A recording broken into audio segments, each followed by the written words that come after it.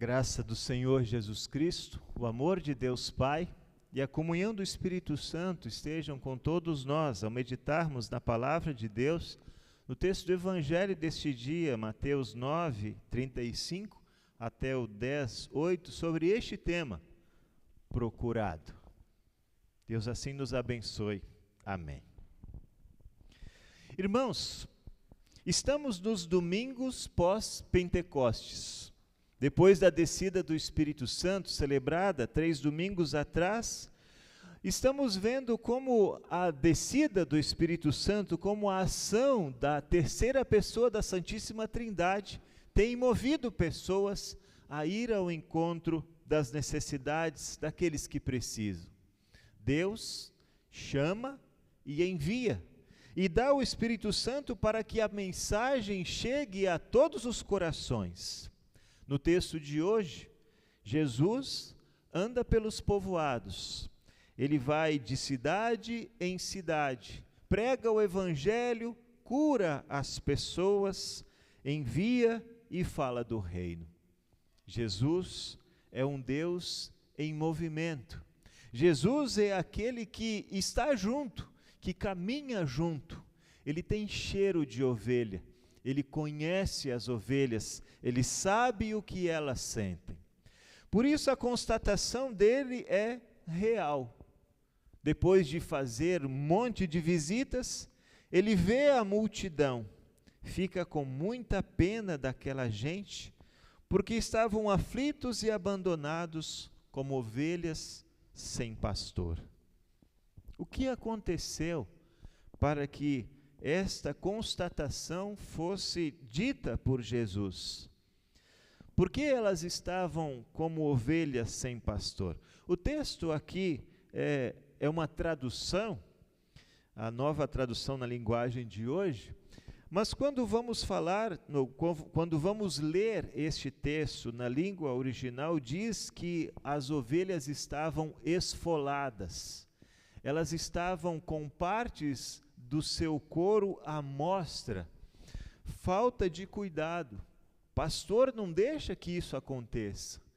O pastor cuida para que todas as ovelhas estejam alimentadas, protegidas, resguardadas e bem alinhadas também no seu corpo. Jesus enxerga isso. Ele enxerga o abandono dos pastores que deveriam cuidar do rebanho. Era um rebanho de Deus. Por que pastores deixam de trabalhar? Deixam de cuidar? Qual é a dificuldade em cuidar do rebanho? Dá trabalho? Dá. Dá trabalho. Bastante trabalho. Mas ao mesmo tempo, é um trabalho prazeroso, porque você pode enxergar também os resultados. As ovelhas bem alinhadas, bem alimentadas, bem cuidadas. Ovelhas que ouvem a voz, ovelhas que seguem, ovelhas que estão ali ao lado, junto, como um rebanho completo por inteiro. No tempo de Jesus, tempo em que ele constata esta realidade a respeito do seu povo, ele percebe que as muitas leis que foram impostas ao povo de Deus foram cargas muito pesadas a eles. As perseguições do governo romano também traziam muita dificuldade para a vida religiosa do povo. Eles não tinham a liberdade que costumavam ter antes. Então, por isso, estavam exaustas, aflitas, esfoladas. Jesus enxerga, porque ele vê muito mais do que as aparências. Às vezes, olhando uma multidão, não conseguimos enxergar pessoa por pessoa. Estamos agora acompanhando os jogos da Copa do Mundo. Os estádios são verdadeiras multidões. Quem é que, ao assistir os jogos, enxerga algo desse tipo? Vocês olham para as multidões e o que veem? Apenas pessoas torcendo, pessoas se divertindo, pessoas ali que estão numa multidão gritando e enaltecendo o seu time, incentivando aqueles jogadores. Mas não vemos ali pessoas exaustas, pessoas que estavam aflitas e angustiadas. Jesus vê, porque ele enxerga além das aparências. Foi assim que ele olhou para mim e para vocês também. Porque quando a gente olha para uma criança recém-nascida, nós vamos enxergar ali pureza, simplicidade.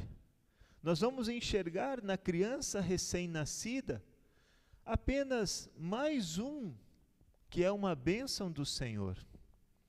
Mas o Senhor, enxergando já desde o nascimento que nascemos em pecado, nos mostra a solução. É preciso batizar em nome do Pai, do Filho e do Espírito Santo e ensiná-los a guardar todas as coisas que vos tenho ordenado. Assim, agimos como mensageiros de Deus, somos procurados para fazermos a vontade do Senhor e estender a sua graça e perdão também aos pequenos, desde quando nascem. É assim porque Deus enxerga a pecaminosidade que nós não vemos, que nós não enxergamos. Somos questionados quanto a isso. Por quê? Porque a gente não vê, mas o Senhor enxerga e essa foi a sua ordem.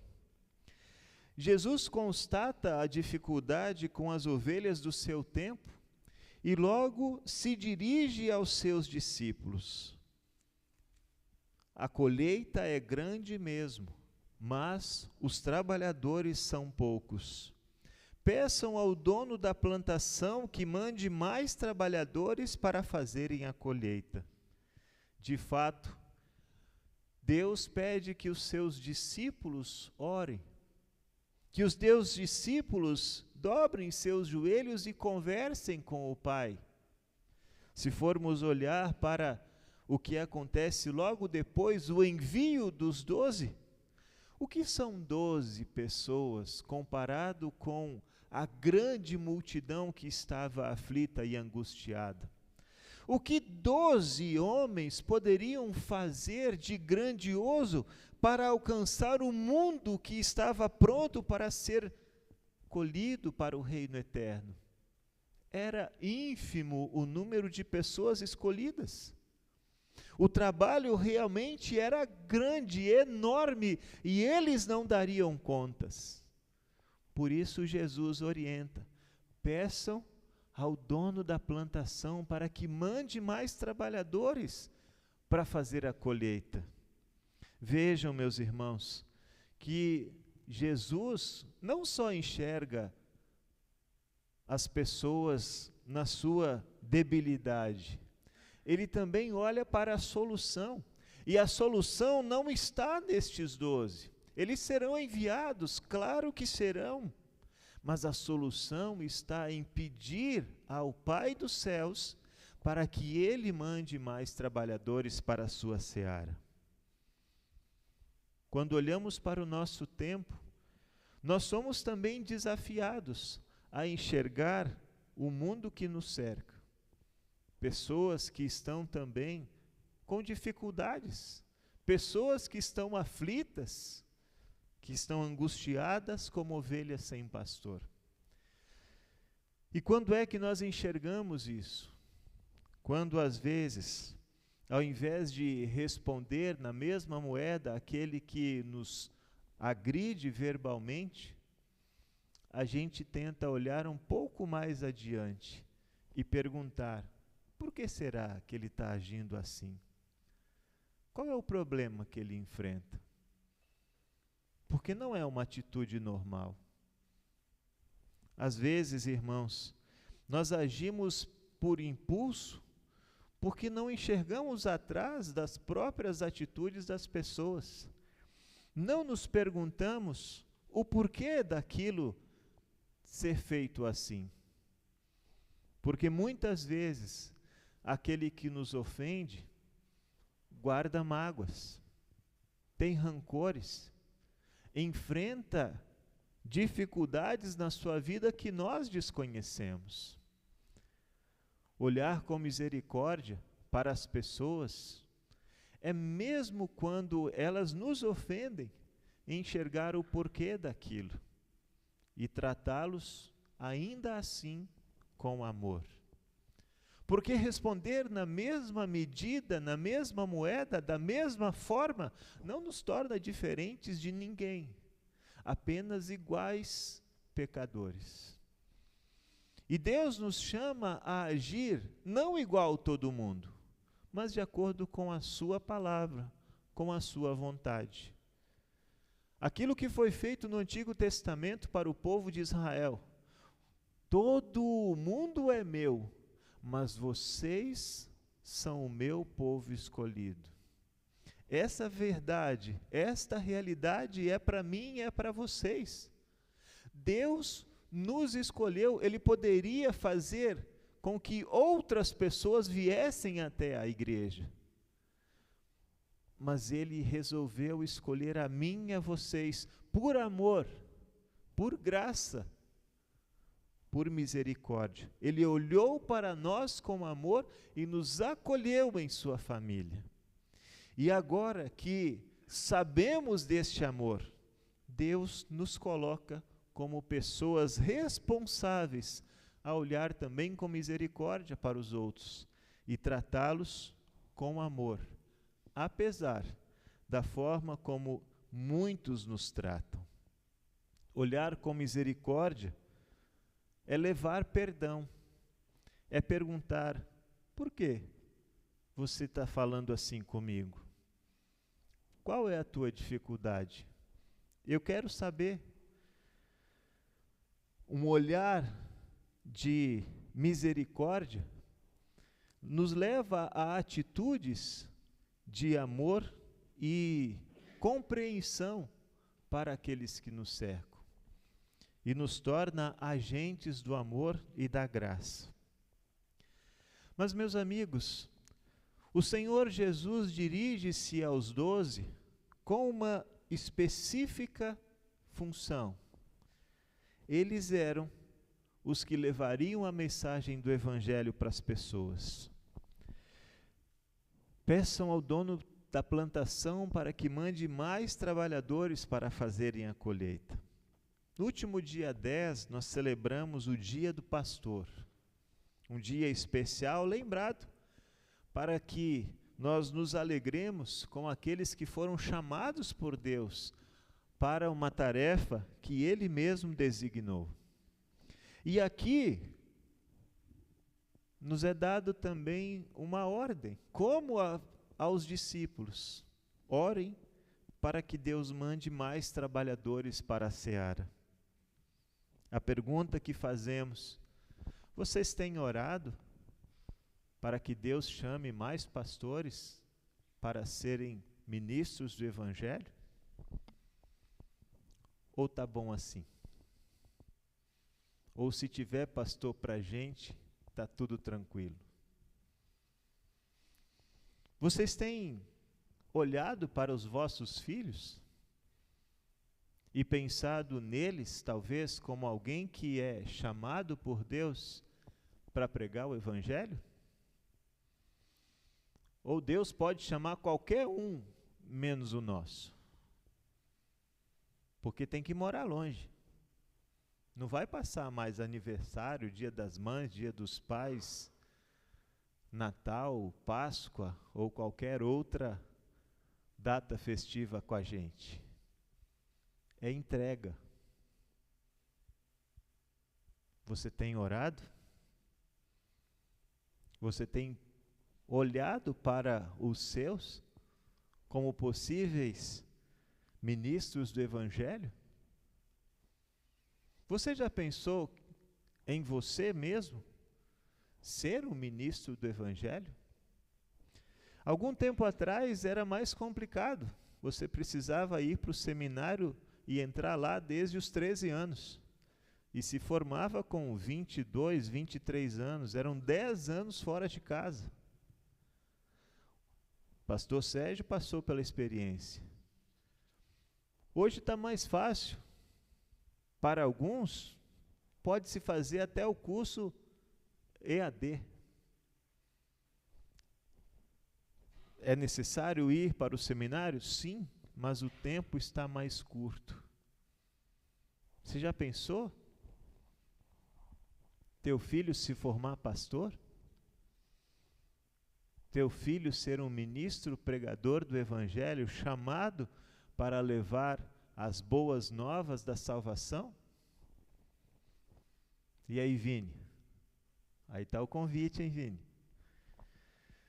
O Senhor diz, de forma muito clara, que essa deve ser a nossa oração.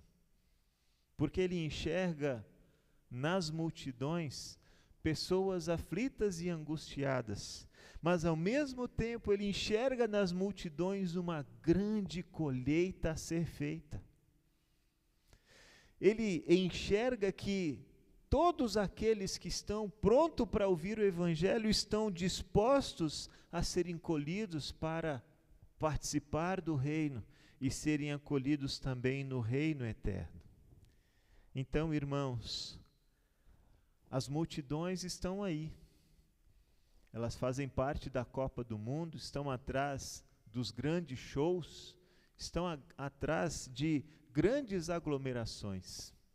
E todos estes que vão atrás disso tudo estão aflitos e abandonados, como ovelhas sem pastor. Graças à misericórdia de Deus, nós não estamos abandonados. Eu e vocês temos o bom pastor Jesus, como aquele que deu a sua vida por nós, para nos tornar vivos e ativos dentro do seu reino da graça. A mensagem do Evangelho chegou até nós. Nós estamos a salvo. Mas para que Deus nos escolhe? Para que Deus nos dá essa segurança? Para vivermos todos os dias alegremente esta dádiva dos céus. Certamente vocês prestaram atenção nos hinos escolhidos para este culto. Eles falam sobre alegria. Trago alegria dentro do meu coração pela salvação que recebi do meu Senhor. Hoje tenho paz, tenho comunhão por aquele que me salvou. Alegria deve ser o comportamento de todo aquele que é amado por Jesus, que foi acolhido em sua família. Alegria em poder trabalhar, em poder servir, em poder enviar um filho para o seminário, alegria em poder ofertar para o reino, ofertar para que outras pessoas possam também se formar no seminário e tornarem-se pastores. Alegria deve ser a atitude. Às vezes chegamos no culto carrancudos, sobrecarregados, porque a semana foi difícil, complicada. Mas ao sermos convidados pelo salmista, louve ao Senhor todos os povos, ao sermos convidados pelo hino, cantai alegremente, não podemos hesitar. A alegria deve ser vivida, porque em Cristo estamos salvos. Em Cristo há paz, há perdão. Em Cristo há alguém que se movimenta em meio às multidões, que não enxerga só números, enxerga pessoas. Pessoas frágeis, angustiadas, aflitas, a quem Ele estende a mão, a destra do amor, do perdão e da misericórdia. E Jesus, de novo, em nosso culto, faz isso. Quando Ele traz a todos nós o convite, vinde benditos do meu Pai, porque a Santa Ceia é uma antecipação do que teremos lá no reino eterno com Deus. onde estaremos na comunhão com os irmãos, em comunhão com o próprio Cristo. Na Santa Ceia, recebemos novamente o perdão de todos os nossos pecados. Somos perdoados, revividos para uma vida de louvor e consagração ao Senhor. Então, irmãos, nós, ovelhas que antes estavam perdidas, mas que foram achadas, temos alguns aprendizados no culto de hoje. Precisamos orar. Orar para que Deus mande mais trabalhadores para a seara. Precisamos nos colocar à disposição, porque Deus chama a mim também para o serviço. Precisamos olhar para a nossa família, porque às vezes o nosso filho, o sobrinho, o afilhado, o neto, pode ser alguém que vai levar o evangelho da salvação para as pessoas. Precisamos também orar para que Deus desperte mais e assim mais pessoas sejam enviadas a pregar o evangelho. Deus tem ouvido as orações, né, Felipe? E gradativamente vamos nos preparando para esse momento especial de ir para o seminário e também nos formar pastores, pregadores do seu evangelho. Deus quer que a gente olhe para as pessoas também com misericórdia, assim como Ele olha para nós, em chegar além das atitudes mesquinhas e maldosas que as pessoas têm conosco e perguntar: qual é a dificuldade que ele está enfrentando? Por que ele está agindo assim? Agir com misericórdia é estender a mão e não o soco. Deus também nos envia para assumirmos as nossas responsabilidades com alegria, servir ao Senhor através das pessoas que Ele coloca ao nosso redor. Então, meus irmãos, que esse Jesus que olhou com misericórdia para vocês e para mim, seja por nós engrandecido, louvado, que possamos servi-lo sempre com alegria, porque Ele nos procura para trabalharmos e servirmos em seu reino. Que assim seja, que nós possamos ouvi-lo e atender ao seu chamado. Amém. Nos coloquemos de pé. E a paz de Deus